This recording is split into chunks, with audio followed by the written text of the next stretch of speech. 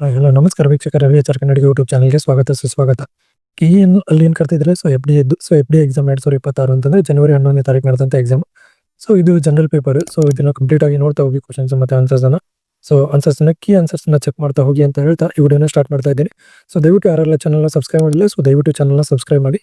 ಮೊದಲನೇದಾಗಿ 12:30 ಗಂಟೆಗೆ ಇತ್ತು ಎಕ್ಸಾಮ್. ಒಂದೊಂದು ಕ್ವಶನ್ಸ್ ನೋಡ್ತಾ ಹೋಗೋಣ. ವಿಡಿಯೋನ ಪೂರ್ತಿಯಾಗಿ ನೋಡಿ ಅಂತ ಹೇಳ್ತಾ ವಿಡಿಯೋನ ಸ್ಟಾರ್ಟ್ ಮಾಡ್ತಾ ಇದ್ದೀನಿ. ಒಂದೇ ಕ್ವಶನ್ ಏನು ಅಂತಂದ್ರೆ ವಿಘಟನೆ ಸರಿಯಾದ ಹಂತವನ್ನು ಅನುಕ್ರಮಣೆಯಲ್ಲಿ ಗುರುತಿಸಿ ಅಂತ ಇದೆ. ಮೊದಲೇ ಕ್ವಶನ್. ಮೊದಲೇ ಕ್ವಶನ್ ಅಲ್ಲಿ ಇಲ್ಲಿ ನೋಡ್ತಾ ಹೋದ್ರೆ ಇದ್ರ ಆನ್ಸರ್ ಯಾವುದು ಅಂತಂದ್ರೆ ಮೊದಲೇದು. ಇದರದ್ದು ಎರಡನೇ ಉತ್ತರ ಆಗುತ್ತೆ. ಇದ್ರ ಆಪ್ಷನ್ ಏನು ಅಂತಂದ್ರೆ ಮೊದಲನೇದು ಯಾವ್ದು ಬರುತ್ತೆ ಅಂತಂದ್ರೆ ಚಿತ್ರೀಕರಣ, ಆಮೇಲೆ ಕ್ಷಾಲನ ಕ್ರಿಯೆ, ಆಮೇಲೆ ನೆಕ್ಸ್ಟ್ ಅಪಚಯ ಬರುತ್ತೆ. ಅದಾದ್ಮೇಲೆ ಏನ್ ಬರುತ್ತೆ ಅಂದ್ರೆ ಹ್ಯೂಮಿಫಿಕೇಶನ್ ಬರುತ್ತೆ. ಅದಾದ್ಮೇಲೆ ಖನಿಜೀಕರಣ ಅನ್ನೋದು ಇದು ಬರುತ್ತೆ. ಫಸ್ಟ್ ಇದು ಬರುತ್ತೆ, ಇದು ಕ್ಷಾಲನ ಕ್ರಿಯೆ, ಆಮೇಲೆ ಅಪಚಯ ಬರುತ್ತೆ, ಆಮೇಲೆ ಏನಾಗುತ್ತೆ ಹ್ಯೂಮಿಫಿಕೇಶನ್, ಖನಿಜೀಕರಣ. ಅದಕ್ಕೆ ಇದರ ಹತ್ರ ಎರಡು. ಅದೇ ರೀತಿ ಎರಡನೇ ಕ್ವಶನ್ ಏನು ಅಂತಂದ್ರೆ ಕೆಳಗಿನವರಿಂದ ಸರಿಯಾದ ಹೇಳಿಕೆಯನ್ನು ಆಯ್ಕೆ ಮಾಡಿ ಅಂತ ಇದೆ. ಇದ್ರ ಉತ್ತರ ಯಾವುದು ಅಂತಂದ್ರೆ ಇಲ್ಲಿ ನೋಡಿ, ಮೊದಲೇದಾಗಿ ನೋಡ್ಕೊಳ್ಳಿ ಅವನ ಆವಾಸ ಸಸ್ಯಗಳನ್ನು ಸಸ್ಯ ಸಾಮ್ರಾಜ್ಯ ಉಪವಾಸಿಗಳೆಂದು ಸಹ ಕರೆಯುತ್ತಾರೆ ಅಂತ ಇದೆ. ಇದು ಯಾವುದು. ಅದೇ ರೀತಿ ನೆಕ್ಸ್ಟ್ ಜರಿಗಿಡಗಳಲ್ಲಿ ಕ್ಲೇಮ್ ಮತ್ತು ಫ್ಲೋಯಂ ಇರುವುದಿಲ್ಲ ಅಂತ ಹೇಳಿದ್ದಾರೆ ಅವರು. ಅನಾವೃತ ಬೀಜ ಸಸ್ಯಗಳು ನಗ್ನ ಬೀಜ ಸಸ್ಯಗಳಾಗಿವೆ.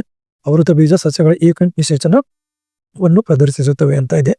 ಶೈಲವಗಳು ಶಿಲೀಂಧ್ರ ಸಾಮ್ರಾಜ್ಯಕ್ಕೆ ಸೇರುತ್ತವೆ ಅಂತ ಇದೆ. ಇಲ್ಲಿ ನೋಡಿ, ಇದ್ರಲ್ಲಿ ಏನು ಅಂತಂದ್ರೆ ಅನಾವೃತ ಬೀಜ ಸಸ್ಯಗಳು ನಗ್ನ ಬೀಜಗಳಾಗಿವೆ ಅಂತ ಇದು ಕರೆಕ್ಟ್ ಇದೆ. ಅದಕ್ಕೆ ಇದ್ರ ಉತ್ತರ ಯಾವುದು ಅಂತಂದ್ರೆ 1 ಮತ್ತು 3 ಮಾತ್ರ ಸರಿಯಾಗಿವೆ. ಮೂರನೇ ಕ್ವಶನ್ ಏನು ಅಂತಂದ್ರೆ HIV ಅಥವಾ ಏಡ್ಸ್ಗೆ ಸಂಬಂಧಿಸಿದಂತೆ ಹೇಳಿಕೆಗಳು ಕೊಟ್ಟಿದ್ದಾರೆ, ಸರಿಯಾದನ್ನ ಆಯ್ಕೆ ಮಾಡಿ ಅಂತ. ಮೊದಲೇದೇನು ಅಂತ ಏಡ್ಸ್ ಒಂದು ರೋಗವಲ್ಲ, ಅದರ ರೋಗಗಳ ಕೂಟ ಅಂತ ಇದೆ. ಎರಡನೇದೇನು ಅಂತಂದ್ರೆ HIV ರೋಗಾನು ರೆಟ್ರೋವೈರಸ್ ಗುಂಪಿಗೆ ಸೇರಿದ್ದು, ಇದರ ಅನುವಂಶ ಮತ್ತು ವಸ್ತುವಾಗಿದೆ, RNA ಆಗಿದೆ ಅಂತ ಇದೆ. ಇಲ್ಲಿ ಮೂರನೇದೇನು ಅಂತಂದ್ರೆ ಇಲ್ಲಿ ನೋಡ್ಕೊಳ್ಳಿ. ಹೇಳಿಕೆ 1 ಏನಿದೆಯಲ್ಲ ಇದು ಸರಿಯಾಗಿದೆ. ಅದೇ ರೀತಿ ಹೇಳಿಕೆ 2 ಇದೆಯಲ್ಲ ಇದು ಕೂಡ ಸರಿಯಾಗಿದೆ. ಇದರ ಆನ್ಸರ್ ಯಾವುದು ಅಂತಂದ್ರೆ 4. ನೆಕ್ಸ್ಟ್ ಕ್ವಶನ್ ನೋಡ್ತಾ ಹೋಗೋಣ. ಮೊದಲೇದಾಗಿ ಮೂರನೇ ಕ್ವಶನ್ ಏನು ಅಂತ ಇದೆ ಅಂತಂದ್ರೆ ಹೇಳಿಕೆ 1 ಜೀವರಾಸಾಯನ ಆಮ್ಲಜನಕ ಬೇಡಿಕೆ ಅಂತಂದ್ರೆ ಬಯೋಕೆಮಿಕಲ್ ಆಕ್ಸಿಜನ್ ಡಿಮಾಂಡ್ ಅಂತ BOD ಅಂತಲೇ ನೋಡ್ತೇವೆ.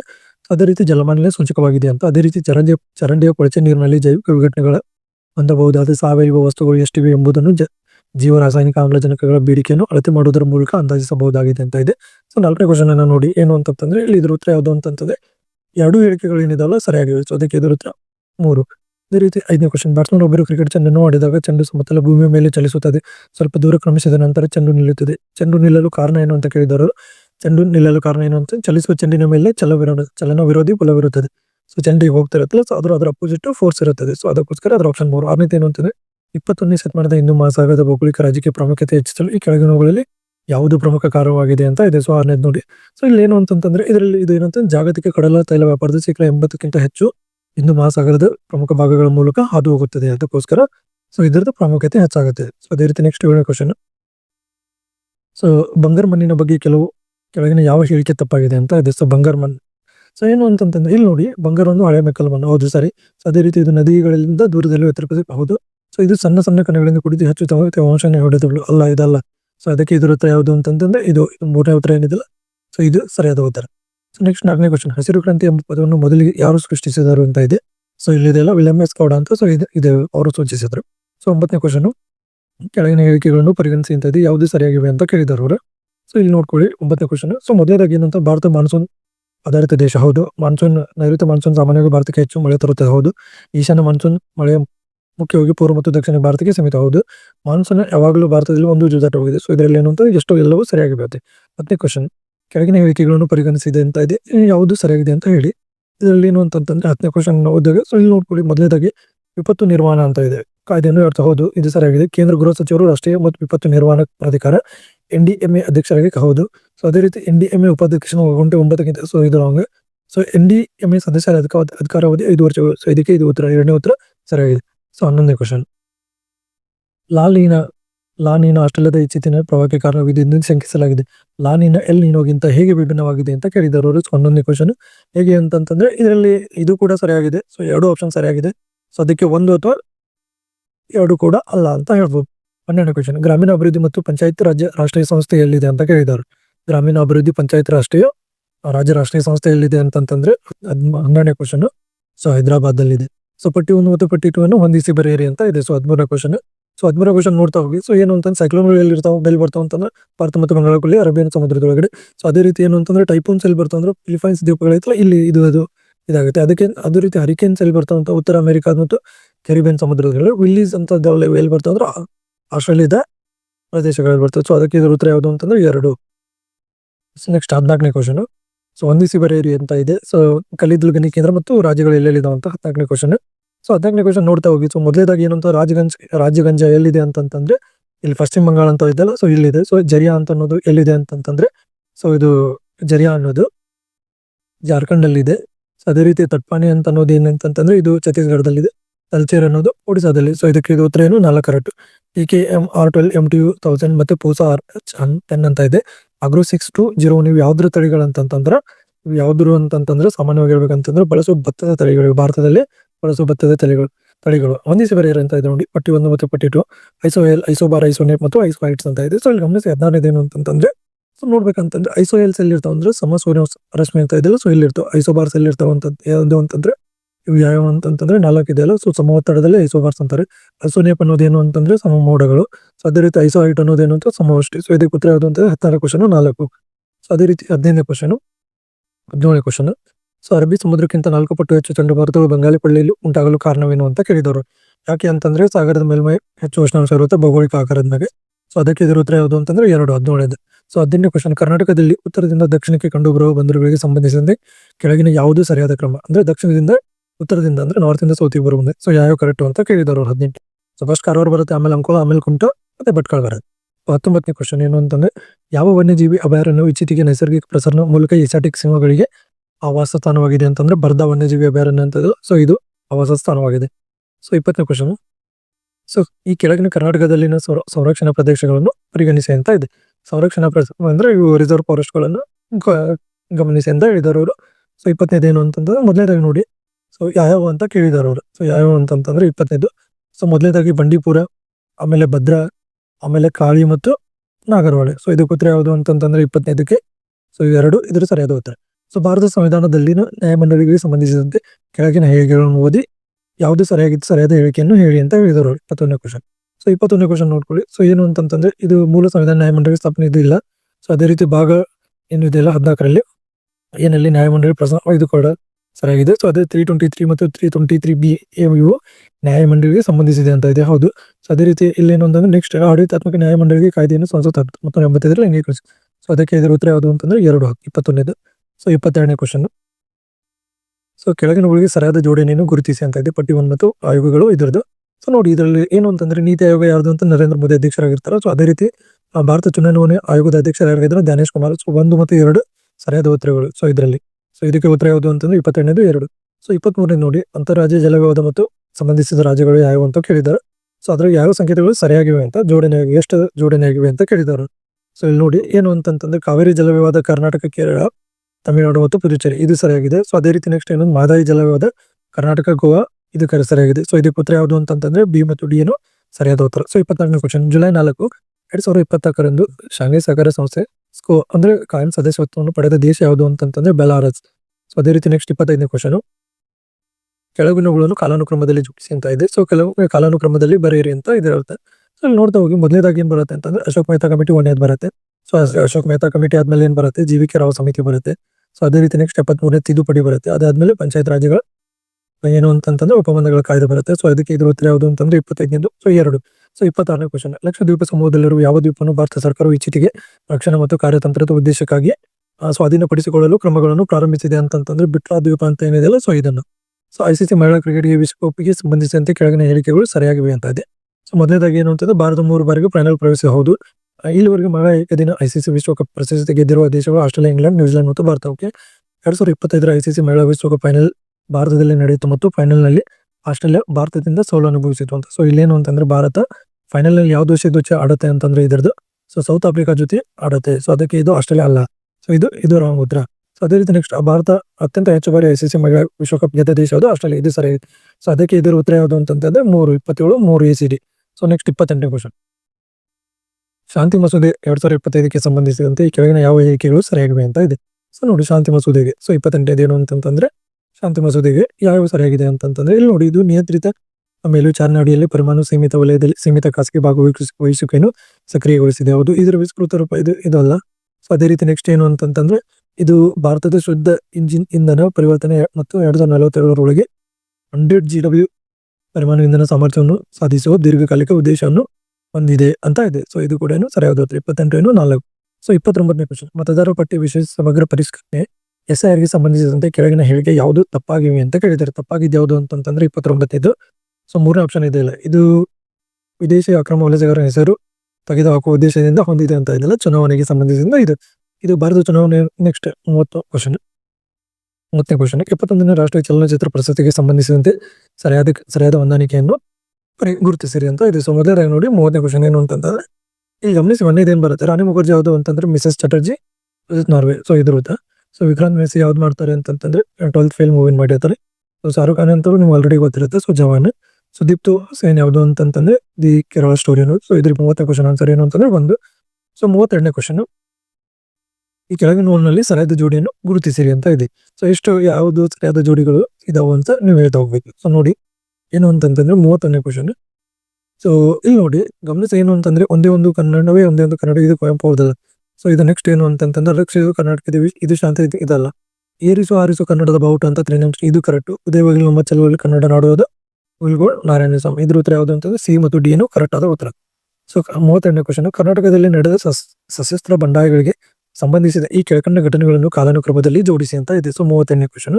ಸೊ 32ನೇದು ಏನು ಅಂತಂದ್ರೆ ಮೊದಲನೇದಾಗಿ ನೋಡ್ತೀವಿ ಹೋಗಿ. ಸೊ ಕೊಪ್ಪಳದ ವೀರಪ್ಪನ ದಂಗೆ ಅಂತಲ್ಲ, ಇದು ಬರುತ್ತೆ ಫಸ್ಟ್. ಸೊ ಇದಾದ್ಮೇಲೆ ಏನ್ ಬರುತ್ತೆ ಅಂತಂದ್ರೆ ಇದು ಬರುತ್ತೆ. ಇದ್ರಲ್ಲಿ ಯಾವ್ದು ಬರುತ್ತೆ ಅಂತಂದ್ರೆ ಮೊದಲೇದು ನಗರದ ಬೂದಿ ಬಸಪ್ಪನ ದಂಗೆ ಬರುತ್ತೆ. ಸೊ ಅದಾದ್ಮೇಲೆ ಕೊಪ್ಪಳದ ವೀರಪ್ಪನ ದಂಗೆ ಬರುತ್ತೆ. ಅದಾದ್ಮೇಲೆ ಐಗೂರಿನ ವೆಂಕಟಾದ್ರಿ ದಂಗೆ ಬರುತ್ತೆ. ಆಮೇಲೆ ಕಿತ್ತೂರು ಚೆನ್ನಮ್ಮನ ದಂಗೆ ಬರುತ್ತೆ. ಸೊ 32ನೇ ಉತ್ತರ ಏನು ಅಂತ 3. ಸೊ ಈ ನೆಕ್ಸ್ಟ್ 33ನೇ ಕ್ವಶನ್, ಕರ್ನಾಟಕ ಯುದ್ಧಗಳಿಗೆ ಸಂಬಂಧಿಸಿದ ಕೆಳಗಿನ ಕಾರಣಗಳನ್ನು ಪರಿಗಣಿಸಿ ಅಂತ ಇದೆ. ಸೊ ಇದ್ರ ಉತ್ತರ ಡೈರೆಕ್ಟ್ ಆಗಿ ಏನು ಅಂತ ಹೇಳ್ಬಿಡ್ತೇನೆ. ಸೊ 33ನೇದು ಏನು ಅಂತಂದ್ರೆ ಎ, ಬಿ ಮತ್ತು ಡಿ ಉತ್ತರಗಳೇನಿದೆಲ್ಲ ಸರಿಯಾದ ಉತ್ತರ. ನೆಕ್ಸ್ಟ್ 34ನೇ ಕ್ವಶನ್, ಬಾದಾಮಿಯಲ್ಲಿನ ಗುಹಾಲಯಗಳಿಗೆ ಸಂಬಂಧಿಸಿದಂತೆ ಈ ಕೆಳಗಿನ ಹೇಳಿಕೆಗಳನ್ನು ಪರಿಗಣಿಸಿ ಅಂತ ಇದೆ. ಸೊ ಇದ್ರಲ್ಲಿ ಏನು ಅಂತಂದ್ರೆ 1ನೇ ಗುಹೆ ಶೈವ ಗುಹೆ ಆಗಿದೆ ಸರಿ, 2ನೇ ಗುಹೆ ವೈಷ್ಣವ ಗುಹೆ ಆಗಿದೆ, ಇದು ಕೂಡ ಸರಿ. 3ನೇ ಗುಹೆ ಶೈವ ಗುಹೆ ಆಗಿದೆ, 4ನೇ ಗುಹೆ ಜೈನ ಗುಹೆ. ಕೇವಲ ಇಲ್ಲಿ ಏನು ಅಂತಂದ್ರೆ ಸೊ ಇದು ಏನು ಅಂತಂದ್ರೆ ಇಲ್ಲಿ 4 ಉತ್ತರಗಳು ಏನಿದಾವಲ್ಲ 34ನೇದು, ಸೊ 4 ಉತ್ತರಗಳು ಸರಿಯಾಗಿವೆ ಅಂತ ಅರ್ಥ. ಸೊ ಇದ್ರ ಉತ್ತರ ಯಾವುದು ಅಂತಂದ್ರೆ 4 ಉತ್ತರಗಳು ಸರಿಯಾಗಿವೆ. ಸೊ ನೆಕ್ಸ್ಟ್ 35ನೇ ಕ್ವಶನ್, ಈ ಕೆಳಕಂಡ ಸ್ಮಾರಕಗಳಲ್ಲಿ 2ನೇ ಇಬ್ರಾಹಿಂ ಆದಿಲ್ ಶಾ ಯಾವುದು ನಿರ್ಮಾಣವಾಗಿಲ್ಲ ಅಂತಂದ್ರೆ ವಿಜಯಪುರದ ಜಾಮಿ ಮಸೀದಿಯನ್ನು ನಿರ್ಮಾಣ ಮಾಡಿಲ್ಲ. 36ನೇ ಕ್ವಶನ್, ಭಾರತದ ಪ್ರಾಚೀನ ಲಿಪಿಗಳಿಗೆ ಸಂಬಂಧಿಸಿದಂತೆ ಈ ಕೆಳಗಿನ ಹೇಳಿಕೆಗಳನ್ನು ಪರಿಗಣಿಸಿ ಅಂತ ಇದೆ. So 36ನೇ question. ಸೊ ನೋಡಿ ಮೊದಲೇದಾಗಿ ಬ್ರಾಹ್ಮಿ ಎಡದಿಂದ ಬಲಕ್ಕೆ ಬರೆಯಲಾಗುತ್ತದೆ, ಹೌದು ಸರಿಯಾದದ್ದು. ಆಮೇಲೆ ಕರುಷ್ಟನ್ನು ಬಲದಿಂದ ಎಡಕ್ಕೆ ಬರೆಯಲಾಗುತ್ತದೆ, ಅರೇಬಿಕ್ ಅನ್ನು ಎಡದಿಂದ ಬಲಕ್ಕೆ ಬರೆಯಲಾಗುತ್ತದೆ. ಸೊ ಇದ್ರ ಉತ್ತರ ಯಾವುದು ಅಂತಂದ್ರೆ 4. ಸೊ 37ನೇ ಕ್ವಶನ್, ಬ್ರಿಟಿಷರ ವಿರುದ್ಧ ಭಾರತೀಯ ಸೈನಿಕರು ದಂಗೆಗೆ ಕುರಿತು ಹೇಳಿಕೆಯನ್ನು ಪರಿಗಣಿಸಿ ಅಂತ ಇದೆ. ಮೊದಲನೇ ಹೇಳಿಕೆ 1824ರ ಬ್ಯಾರಕ್ಪುರದ 47ನೇ ತುಕಡಿ ಸೈನಿಕರು ಬ್ರಿಟಿಷರ ವಿರುದ್ಧ ದಂಗೆ ಎದ್ದಿದ್ದರು. ಆಮೇಲೆ ಅದರ 47ನೇ ತುಕಡಿ ಸೈನಿಕರಿಗೆ ಬ್ರಿಟಿಷರು ಮೊದಲೇ ಆಂಗ್ಲೋ ಬರ್ಮಾ ಯುದ್ಧಕ್ಕಾಗಿ ಬರ್ಮಾಗೆ ಹೋಗಲು ಆದೇಶಿಸಿದ್ದರು ಅಂತ ಇದೆ. ಸೊ ಇಲ್ಲಿ ನೋಡಿ ಮೊದಲು ಏನು ಅಂತಂದ್ರೆ 1ನೇ ಹೇಳಿಕೆ ಮತ್ತು 2ನೇ ಹೇಳಿಕೆಗಳು ಸರಿಯಾಗಿವೆ. ಈ ರೀತಿ ಅದರದ್ದು ವಿವರಣೆ ಏನಾಗಿದೆ ಕರೆಕ್ಟ್ ಆಗಿದೆ. ಸೊ 38ನೇ ಕ್ವಶನ್, ಸೊ ಬಂಕಿಂ ಚಂದ್ರ ಚಟರ್ಜಿ ಅವರು ಐತಿಹಾಸಿಕ ಕಾದಂಬರಿ ದೇವಿ ಚೌಧರಿ ರಾಣಿಯಲ್ಲಿ ಚಿತ್ರಿತವಾಗಿರುವ ದೇವಿ ಚೌಧರಿ ರಾಣಿಯು ಈ ಕೆಳಕಂಡ ಯಾವ ದಂಗೆಗೆ ನಾಯಕಿಯಾಗಿದ್ದರು ಅಂತ ಇದೆ. ಸೊ 38ನೇದು, ಸೊ ಯಾವ ದಂಗೆ ಫಕೀರ್ ಸನ್ಯಾಸಿ ದಂಗೆ ಅನ್ನೋದಕ್ಕೆ ನಾಯಕಿಯಾಗಿದ್ದರು. ಯಾವ ಪಲ್ಲವ ಅರಸನು ರಾಷ್ಟ್ರಕೂಟ ಅರಸರ ಬಹುವರ್ಷನ ಮಗಳಾದ ಶಂಕಳನು ವಿವಾಹವಾಗಿದ್ದನು ಅಂತಂದ್ರೆ 39ನೇದು 3ನೇ ನಂದಿವರ್ಮ ಅನ್ನೋರು ವಿವಾಹವಾಗಿದ್ದರು. ಪ್ರಾಚೀನ ಭಾರತದ ಕೆಳಕಂಡ ಕೃತಿಯನ್ನು ಪರಿಗಣಿಸಿ ಅಂತ ಇದೆ. ಸೊ ಪರಿಗಣಿಸಿ ಇದರಲ್ಲಿ ಇವುಗಳಲ್ಲಿ ಅಶ್ವಘೋಷ ರಚಿಸಿರುವ ಪುಸ್ತಕಗಳು ಯಾವುವು ಅಂತ ಕೇಳಿದರು ಅವರು. ಸೊ 40ನೇದು ಏನು ಅಂತಂದ್ರೆ ಬುದ್ಧ ಚರಿತ ಅಶ್ವಘೋಷ ಅವರು ಬರೆದಿದ್ದು. ಸೊ ಅದೇ ರೀತಿ ಮಾಧ್ಯಮಕ ಅನ್ನೋದು ಅದು ಕೂಡ ಅಶ್ವಘೋಷ ಅವರು ಬರೆದಿದ್ದು.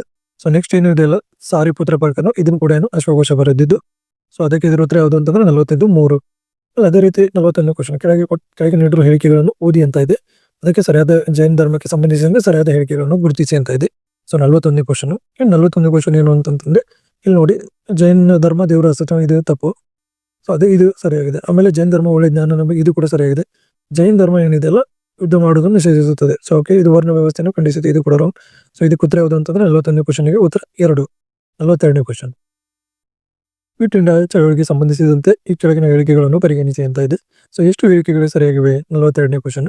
ಸೊ 42ನೇ ಕ್ವಶನ್ ಏನು ಅಂತಂದ್ರೆ ಇಲ್ಲಿ ನೋಡಿ, ಇದು 1942 ಆಗಸ್ಟ್ ನಲ್ಲಿ ಗಾಂಧೀಜಿಯವರು ಮಾಡುಲ್ಲ ಮಡಿ ಎಂಬ ಘೋಷಣೆಯನ್ನು ಹೊರಡಿಸಿದರು. ಸೊ ಇದು ಸರಿಯಾದ ಉತ್ತರ. ಆಮೇಲೆ ಇದು ಚಳವಳಿ ಸಂದರ್ಭದಲ್ಲಿ ಮೌಲಾನಾ ಅಬುಲ್ ಅಬ್ದುಲ್ ಕಲಾಂ ಆಜಾದ್ ಅವರು ಕಾಂಗ್ರೆಸ್ನ ಅಧ್ಯಕ್ಷರಾಗಿದ್ದರು. ಸೊ ಇದು ಓಕೆ, ಇದು ರಾಂಗ್ ಇದು. ಸೊ ನೆಕ್ಸ್ಟ್ ಇನ್ನೊಂದು, ಕೂಡಲೇ ಎಚ್ಚೆತ್ತ ಬ್ರಿಟಿಷ್ ಸರ್ಕಾರ ಗಾಂಧಿ ನಾಯಕರನ್ನು ಬಂಧಿಸಿತು, ಇದು ಕೂಡ ರಾಂಗ್. ಸೊ ಇದು ಸರಿಯಾದ ಉತ್ತರ.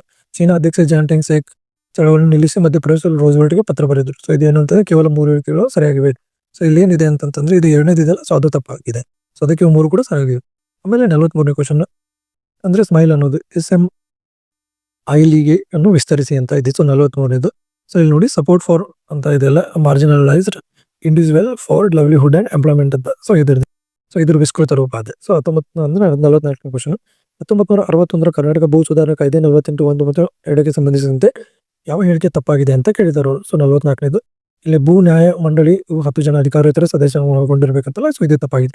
ಕರ್ನಾಟಕದಲ್ಲಿ ಮೊದಲ ಸಹಕಾರಿ ಸಂಘ ಆರಂಭವಾದ ಸ್ಥಳ ಯಾವುದು ಅಂತಂದ್ರೆ ಕನಗಿನಾಳ. ಕರ್ನಾಟಕ ಸರ್ಕಾರದ ಚಳವಳಿ ಪಿತಾಮಹ ಎಂದು ಯಾರನ್ನ ಕರೀತಾರ ಅಂತಂದ್ರ ಸಿದ್ದನಗೌಡ ಸನ್ ರಾಮಗೌಡ ಬಡೇಲ್ನ ಕರೀತಾರ. So 47ನೇ question. ಸೊ ಬಹು ಆಯಾಮದ ಬಡತನದ ಸೂಚ್ಯಂಕದ ಜೀವನ ಮಟ್ಟದ ಆಯಾಮವು ಈ ಕೆಳಕಂಡ ಯಾವ ಬಡತನ ಸೂಚಕಗಳನ್ನು ಒಳಗೊಂಡಿದೆ ಅಂತ ಇದೆ. ಸೊ ಇಲ್ಲೇನು ಅಂತಂದ್ರೆ ಇಲ್ಲಿ ನೋಡಿ ಬಡತನ ಸೂಚ್ಯಂಕ ಮಟ್ಟದನ್ನ ಇದನ್ನ ಮಾಡ್ಕೋಬೇಕು. ಸೊ ಮೊದಲೇದಾಗಿ ಏನ್ ಬರುತ್ತೆ ಅಂತ ಕ್ರಾನಿಕಲ್ ಆರ್ಡರ್ ವೈಸ್ ಬರೀರಿ ಅಂತ ಹೇಳಿದರು. ಸೊ 47ನೇದು. ಸೊ ಮೊದಲೇದಾಗಿ ಏನು ಅಂತಂದ್ರೆ ವಿದ್ಯುತ್ ಶಕ್ತಿಗೆ ಇದು ಬೇಕು. ಆಮೇಲೆ ಏನು ಅಂತ ವಸತಿ, ಆಮೇಲೆ ನೈರ್ಮಲ್ಯ. ಸೊ ಅದಕ್ಕೆ ಇದ್ರ ಉತ್ತರ ಏನು ಅಂತಂದ್ರೆ 4.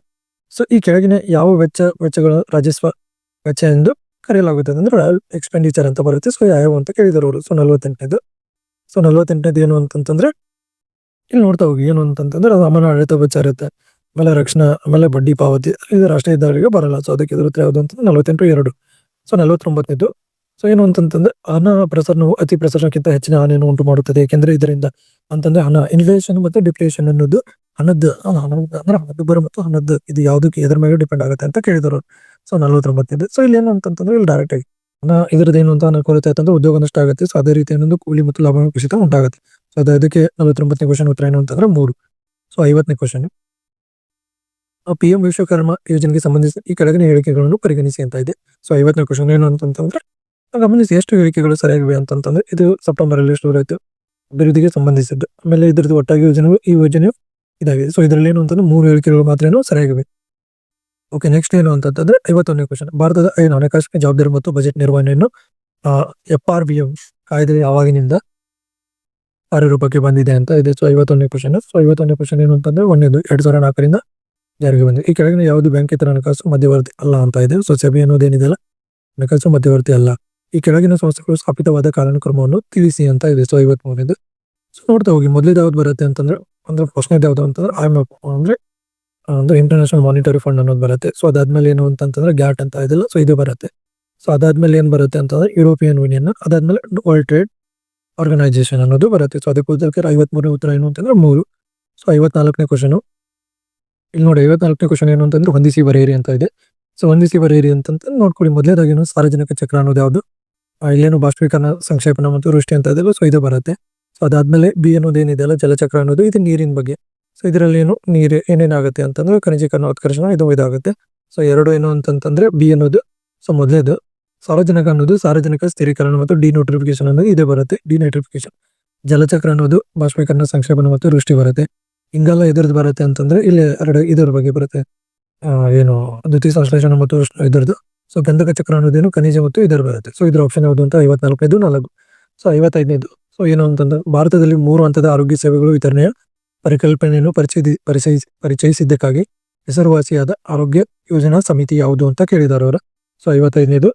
ಸೊ ಏನು ಅಂತಂದ್ರೆ ವಾಸ್ತವ ಸಮಿತಿ ಅನ್ನೋದೇನು 3 ಹಂತದ ಆರೋಗ್ಯ ಸೇವೆಗಳು ಪರಿಕಲ್ಪನೆಯ ಆರೋಗ್ಯ ಯೋಜನಾ ಸಮಿತಿಯಾಗಿದೆ.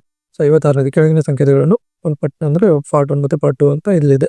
ಸೊ ಅದ್ರದ್ದು ಆರ್ಟಿಕಲ್ಸ್ ಎಷ್ಟೆಷ್ಟು ಅಂತ ಹೇಳ್ತಾ ಹೋಗ್ಬೇಕು. 56ನೇದು ನೋಡ್ತಾ ಹೋಗಿ. ಮೊದಲಿಂದೇನು ಶಾಸಕಾಂಗ ಶೇಷಾಧಿಕಾರ ಯಾವುದು ಅಂತಂದ್ರೆ ಆರ್ಟಿಕಲ್ 312 ಅನ್ನೋದು.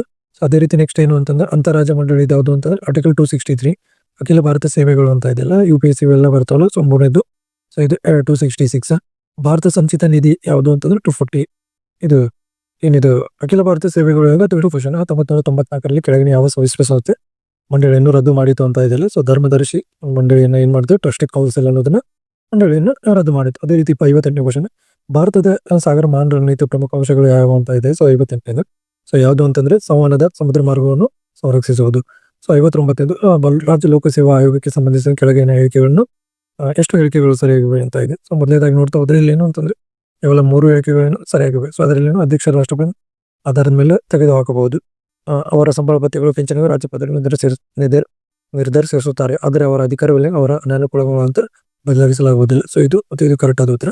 ಸೊ 60ನೇ ಕ್ವಶನ್. ಭಾರತದ ರಾಷ್ಟ್ರಪತಿಯವರು ತುರ್ತು ಪರಿಸ್ಥಿತಿಯ ನಿಬಂಧನೆಗಳನ್ನು ಚಲಾಯಿಸುವುದರ ಮೂಲಕ ಕುರಿತಾದ ಕೆಳಕಂಡ ಹೇಳಿಕೆಗಳು ಯಾವ ಸರಿಯಾಗಿವೆ ಅಂತ ಕೇಳಿದರು.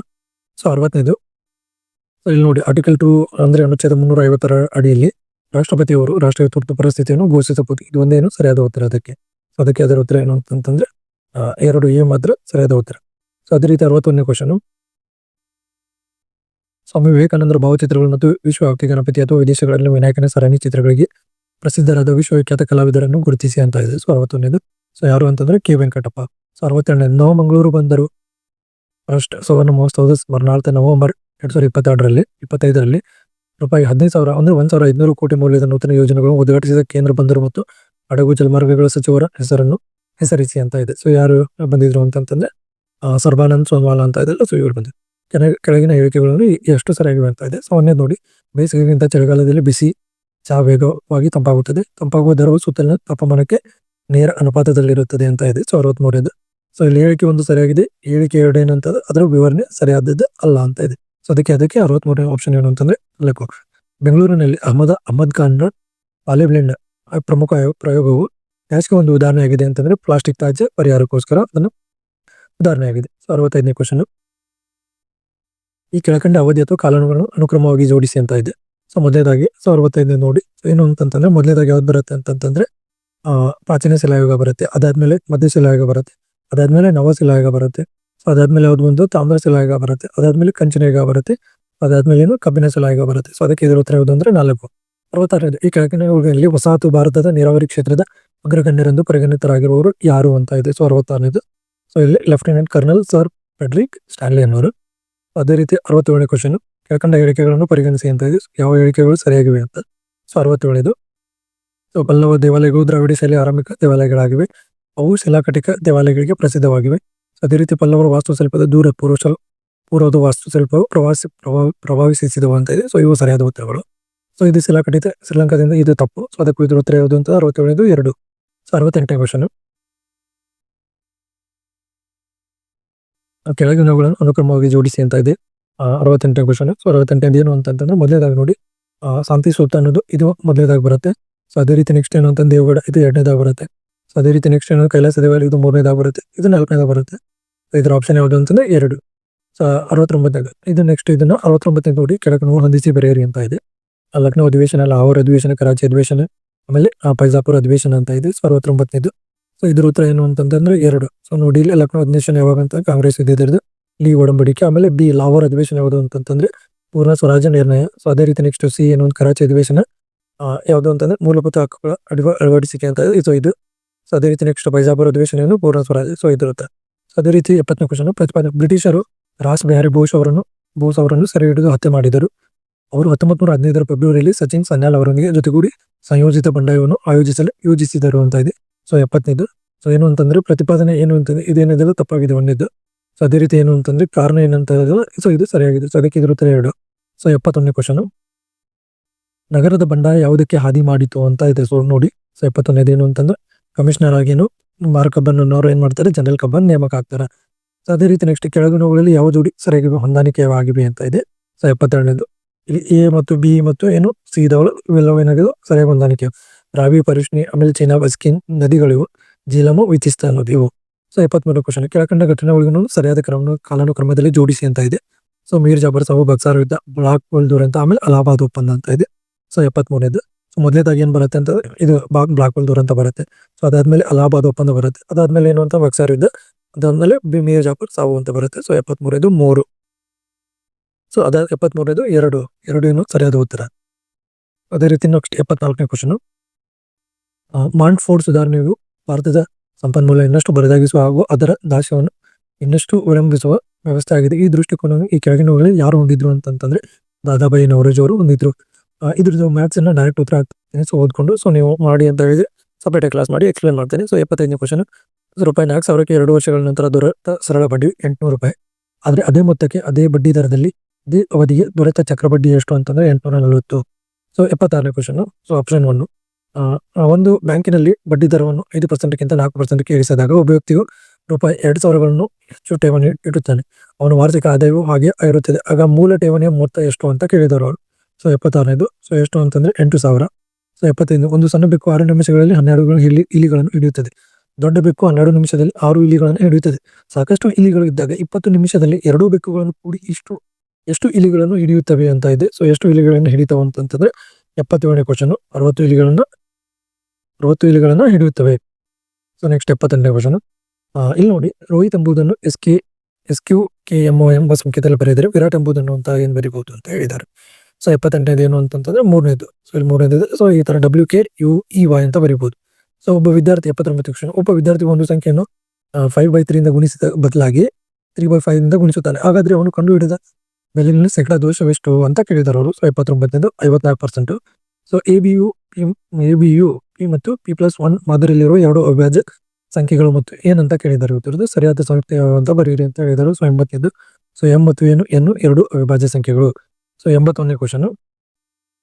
5 ವರ್ಷಗಳ ಹಿಂದೆ ಅರುಣಾ ರಾಯ್, ಡೇವಿಡ್ ಮತ್ತು ಸಲ್ಮಾನ್ ಅವರ ಸರಾಸರಿ ವಯಸ್ಸು 45 ವರ್ಷಗಳಾಗಿತ್ತು. ಈಗ ಸೀತಾ ಅವರನ್ನು ಸೇರುತ್ತಾಳೆ. ಈಗ ಎಲ್ಲ 5 ಜನರ ಸರಾಸರಿ ವಯಸ್ಸು 49 ವರ್ಷಗಳು. ಹಾಗಾದ್ರೆ ಸೀತಾಳ ಪ್ರಸ್ತುತ ವಯಸ್ಸು ಎಷ್ಟು ಅಂತಂತಂದ್ರೆ 81ನೇದು. ಸೊ ಅವ್ರದ್ದು ಪ್ರಸ್ತುತ ವಯಸ್ಸು 51 ವರ್ಷ. ಸೊ 82ನೇ ಕ್ವಶನ್. ಸಮೀರ್ ಆಪ್ ಕುರಿತಾಗಿ ಕೆಳಗಿನ ಹೇಳಿಕೆಗಳನ್ನು ಪರಿಗಣಿಸಿ ಅಂತ ಇದೆ. ಸೊ ಇಲ್ಲಿ ಏನು ಅಂತಂತಂದ್ರೆ 82ನೇ ಕ್ವಶನ್ ಇದು. ಸೊ ಇಲ್ಲಿ 3 ಹೇಳಿಕೆಗಳು ಏನಿದಾವೆ ಸರಿಯಾಗಿವೆ. ಇದು ಆಪ್ ಅನ್ನ AQI, ಈ ಆಪ್ ಅನ್ನ CPCP ಪ್ರತಿಕ್ರಿಯಿಸಿದೆ. ಈ ಆಪ್ AQI ಅನ್ನು 1000 ನೀಡಬಹುದು. ಈ ಆಪ್ ನಗರದ ಬಣ್ಣಗಳನ್ನು ಕೊಡುವ ಸಹಾಯದಿಂದ ಪಟ್ಟಿ ಮಾಡುತ್ತೆ. ಸೊ ಇದು ರಾಂಗ್. ಇದಕ್ಕೋಸ್ಕರ 3 ಹೇಳಿಕೆಗಳು ಸರಿಯಾಗಿವೆ. ಸೊ ಅದೇ ರೀತಿ 83ನೇ ಕ್ವಶನ್. ಇದ್ರ ಉತ್ತರ ಏನು ಅಂತಂದ್ರೆ 64.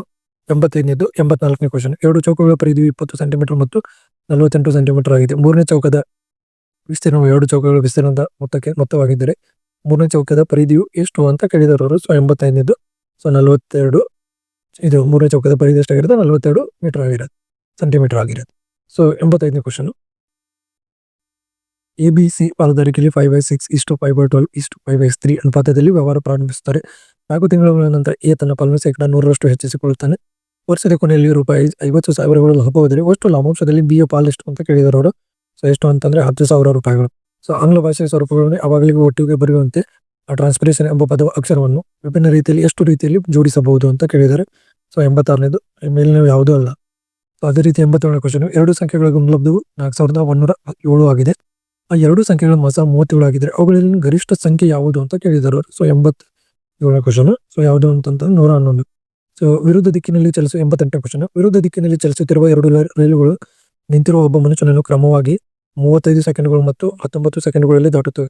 ಅವೆರಡು 25 ಸೆಕೆಂಡ್ಗಳಲ್ಲಿ ಪರಸ್ಪರ ದಾಟುತ್ತವೆ. ಹಾಗಾದ್ರೆ ಆ 2 ರೈಲುಗಳ ವೇಗದ ಅನುಪಾತ ಎಷ್ಟು ಅಂತ ಕೇಳಿದರು. 3:5. ಸೊ 89ನೇ ಕ್ವಶನ್. ಈ ಚಿಹ್ನೆಯನ್ನು ಚೇಂಜ್ ಮಾಡಿಕೊಂಡು ಇದ್ರ ಉತ್ತರ ಎಷ್ಟು ಬರುತ್ತೆ ಅಂತಂದ್ರೆ 11 ಬರುತ್ತೆ. ಸೊ ನೆಕ್ಸ್ಟ್ ಏನು ಅಂತಂತಂದ್ರೆ ಈ 90ನೇ ಕ್ವಶನ್. ಈ ಕೆಳಗಿನ ಪ್ರಶ್ನೆಯಲ್ಲಿ ಅಂಕಿಗಳನ್ನು ಏಕರೀತಿ ಮಾದರಿಯಲ್ಲಿ ವ್ಯವಸ್ಥೆಗೊಳಿಸಲಾಗಿದೆ.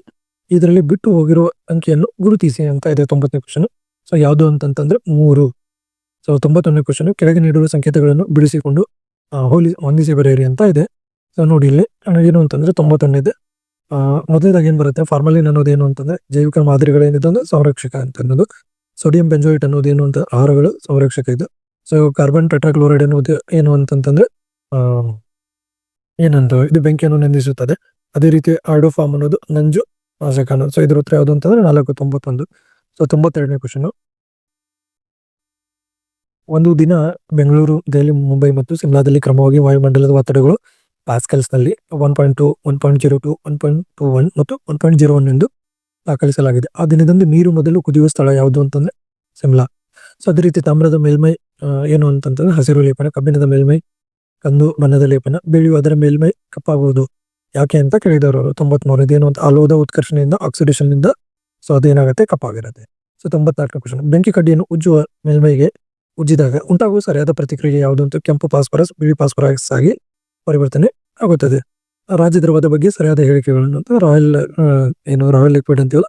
ಸೊ ಅದ್ರ ಬಗ್ಗೆ 95ನೇ ಕ್ವಶನ್. ಏನು ಅಂತಂತಂದ್ರೆ ಇಲ್ಲಿ ನೋಡಿ, ಇದು ರಾಜಮನೆತನ ಮಾತ್ರ ಕುಡಿಯುವ ಸಲಬಹುದು. ಇದನ್ನು ಚಿನ್ನದ ಮತ್ತು ಪ್ಲಾಟಿನಂ ಕರಗಿಸುತ್ತದೆ. ಓಕೆ, ಇದು ಕಡು ಕ್ಷಯವಾಗಿದೆ, ಇದು ಕೊರೋಸಿವಾಗಿದೆ ಅಂತ. ಸೊ ಇದು ಕರೆಕ್ಟ್ ಉತ್ತರ. ಇದು ಹೊಗೆಯಾಡುವ ದ್ರವ ಅಂತ ಇದೆಲ್ಲ. ಸೊ ಇಲ್ಲಿ ಏನು ಅಂತಂದ್ರೆ ಇದು ಕೊರೋಸಿವ್ ಆಗಿಲ್ಲ. ಸೊ ಅದಕ್ಕೆ ಇದನ್ನು ರಾಜದ್ರವ ಅಂತ ಕರೀತಾರೆ. ಇದನ್ನಂತ ಕೊರೋಸಿವ್ ಅಂತಂದ್ರೆ ತುಕ್ಕಿಡಿಲಾರಂತದ್ದು. ಸೊ ಅದಕ್ಕೆ 1, 2 ಮತ್ತೆ ಇದೇನು ಅಂತಂತಂದ್ರೆ ಇದು ಕುಡಿಯೋದಕ್ಕೆ ಬಳಸೋದಿಲ್ಲ. 2 ಮತ್ತೆ 3 ಏನು ಅಂತಂತಂದ್ರೆ ಇದು ಏನು 2, 3 and 4 ಏನಿದೆಯಲ್ಲ. ಸೊ ಇವೇನು ಸರಿಯಾಗಿವೆ. ಸೊ ನೆಕ್ಸ್ಟ್ 95ನೇ ಕ್ವಶನ್. 96ನೇ ಕ್ವಶನ್. ಭೂಸ್ಥಿರ ಉಪಗ್ರಹದ ಕುರಿತು ತಪ್ಪು ಹೇಳಿಕೆಗಳನ್ನು ಆಯ್ಕೆ ಮಾಡಿ ಅಂತ. ತಪ್ಪು ಹೇಳಿಕೆ ಯಾವುದು ಇದೆ ಇಲ್ಲಿ ಆಯ್ಕೆ ಮಾಡಿ ಅಂತ ಇದೆ 96ನೇದು. ಸೊ 96 ಇದು ಧ್ರುವ ಸಮತಲದ ಪರಿಭ್ರಮಿಸುತ್ತದೆ ಅಂತಲೇ. ಸೊ ಇದು ತಪ್ಪಾದ ಉತ್ತರ. ಸೊ ಅದಕ್ಕೆ ಇದು ಸಿ ಮಾತ್ರ ತಪ್ಪಾದ ಉತ್ತರ. 97. ಒಬ್ಬ ಮೋಟಾರ್ ಸೈಕಲ್ ಸವಾರ ತೀವ್ರ ತಿರುವನ್ನು ತೆಗೆದುಕೊಳ್ಳುವಾಗ ಒಳಗಡೆ ಬಾಗುತ್ತಾನೆ. ಈ ರೀತಿ ಬಾಗಲು ಕಾರಣವೇನು ಅಂತಂತಂದ್ರೆ 97ನೇದು ಅವಶ್ಯಕ ಬಲ ಪಡೆದುಕೊಳ್ಳುತ್ತದೆ. ನೆಕ್ಸ್ಟ್ 98ನೇ ಬಟ್ಟೆಗಳನ್ನು ತೊಳೆಯುವಾಗ ನೀರಿಗೆ ಮಾರ್ಜಗಳನ್ನು ಅಂದರೆ ಡಿಟರ್ಜೆಂಟ್ಗಳನ್ನು ಸೇರಿಸಲಾಗುತ್ತದೆ, ಏಕೆಂದರೆ ಅವು ಹೀಗೆ ಬಟ್ಟೆಯನ್ನು ಸ್ವಚ್ಛಗೊಳಿಸುತ್ತವೆ ಅಂತಂತಂದ್ರೆ ನೀರಿನ ಮೇಲ್ಮೈ ಕರ್ಷಣವನ್ನು ಕಡಿಮೆ ಮಾಡುವುದರಿಂದ ಅಂತ. ಅದೇ ರೀತಿ 99ನೇ ಕ್ವಶನ್, ಶಬ್ದವನ್ನು ಉತ್ಪಾದಿಸಲು ಒಂದು ಉದ್ದದ ಸ್ಟೀಲ್ ಹಳಿಗಳನ್ನು ಹೊಡೆಯಲಾಗುತ್ತದೆ. ಇನ್ನೊಂದು ತುದಿಯಲ್ಲಿ ಹಳಿಯ ಸಮೀಪ ತನ್ನ ಕಿವಿಗಳನ್ನು ಹಿಡಿದಿರುವ ಒಬ್ಬ ವ್ಯಕ್ತಿ ಹೀಗೆ ಶಬ್ದದ ಅಲೆಗಳನ್ನು ಕೇಳುತ್ತಾನೆ ಅಂತ 2 ಸಾರಿ ಕೇಳ್ತಾನೆ. ಸೊ ಮೊದಲೇದೇನು ಅಂತಂತಂದ್ರೆ ಒಂದು ಏನು ಅಂತಂದ್ರೆ ಸ್ಟೀಲ್ ಮೂಲಕ, ಮೊದಲೇದೇನು ಅಂತಂದ್ರೆ ಗಾಳಿ ಮೂಲಕ ಕೇಳ್ತಾನೆ, ಆ ನಂತರ ಏನು ಸ್ಟೀಲ್ ಮೂಲಕ ಕೇಳ್ತಾನೆ. ನೆಕ್ಸ್ಟ್ 100ನೇ ಕ್ವಶನ್, ಹೊಂದಿಸಿ ಬರೆಯಿರಿ ಅಂತ ಇದೆ. ಸೊ 100ನೇ ಕ್ವಶನ್ ಏನು ಅಂತಂದ್ರೆ ನೋಡಿ, ಹೊಂದಿಸಿ ಬರೆಯಿರಿ. ವಿದ್ಯುತ್ ಮೋಟರ್ ಏನು ಅಂತಂತಂದ್ರೆ ವಿದ್ಯುತ್ ಯಾಂತ್ರಿಕರ ಪರಿಣಾಮ. ಇದು 2. ನೆಕ್ಸ್ಟ್ ಏನು ಅಂತಂದ್ರೆ ವಿದ್ಯುತ್ ಮೋಟರ್ ಏನ್ ಮಾಡುತ್ತೆ ಅಂತಂತಂದ್ರೆ ವಿದ್ಯುತ್ ಯಾಂತ್ರಿಕರ ಪರಿಣಾಮ ಆಗಿರುತ್ತೆ. ವಿದ್ಯುತ್ ಗಂಟೆ ಯಾವುದು ಅಂತಂತಂದ್ರೆ ವಿದ್ಯುತ್ ಕಾಂತೀಯ ಪರಿಣಾಮ. ಆಮೇಲೆ ವಿದ್ಯುತ್ ಪರಿಕರಣ ಅಂತ ಇದೆಯಲ್ಲ, ಪರಿವರ್ತಕ ಅನ್ನೋದು ಏನು ಅಂತಂದ್ರೆ 3ನೇದು ಪರಸ್ಪರ ಪ್ರೇರಕತೆ. ಆಮೇಲೆ ವಿದ್ಯುತ್ ಲೇಪನ ಅನ್ನೋದು ಏನು ಅಂತಂತಂದ್ರೆ ವಿದ್ಯುತ್ ರಾಸಾಯನಿಕ ಪರಿಣಾಮ. ಸೊ ಅದಕ್ಕೆ ಇದರದ್ದು 100ನೇ ಕ್ವಶನ್ ಉತ್ತರ ಏನು ಅಂತಂದ್ರೆ 2. So thank you so much. ಯಾರಿಗೆಲ್ಲ ವಿಡಿಯೋ ಇಷ್ಟ ಆಯಿತು ಸೊ ದಯವಿಟ್ಟು ಚಾನಲ್ ಸಬ್ಸ್ಕ್ರೈಬ್ ಮಾಡಿ ಅಂತ ವಿಡಿಯೋನ ಇಲ್ಲಿಗೆ ಮುಗಿಸ್ತಾ ಇದ್ದೀನಿ.